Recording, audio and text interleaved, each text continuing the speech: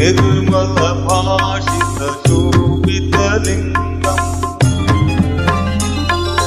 जन्मज दुःखविनाशकलिङ्गं तत्प्रणमामि सदा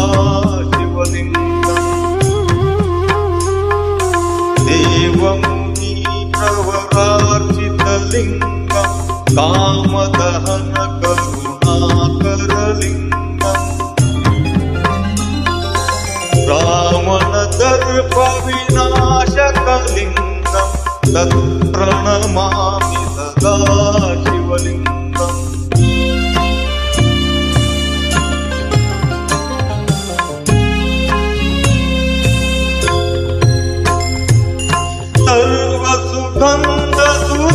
सर्वसुगन्धसुलेपितलिङ्गं बुद्धिविवर्धनकारणलिङ्गं सिद्धसुरासुरवन्दितलिङ्गं तत्प्रणमामि सदा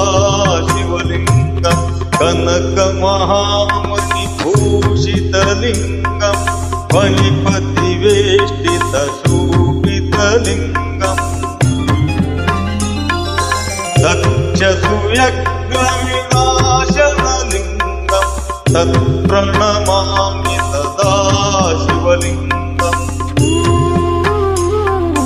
कुङ्कुमचन्दनलेपितलिङ्गं पङ्कजहारशोभितलिङ्गम् सञ्चितपापविनाशनलिङ्गं तत्प्रणमामि सदा शिवलिङ्गम्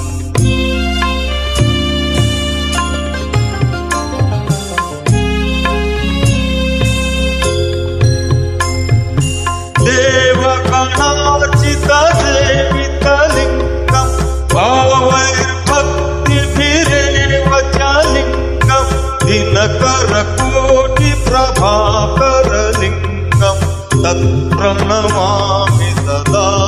शिवलिङ्गम् अष्टदलोपरिवेष्टितलिङ्गं सर्वसमुद्भवकारणलिङ्गम् अष्टदरिद्रविनाशनलिङ्गं तत्प्रणमामि सदा शिवलिङ्गम् सुरगुरसुरवरपूजितलिङ्गं सुवर्णपुष्पसदार्चितलिङ्गम्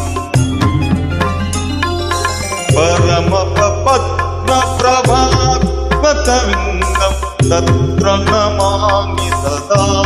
शिवलिङ्गम् लिङ्गाष्टकं विद्यं पुण्यं यः पठेतु शिवसन्निधौ शिवेन सह मुदते।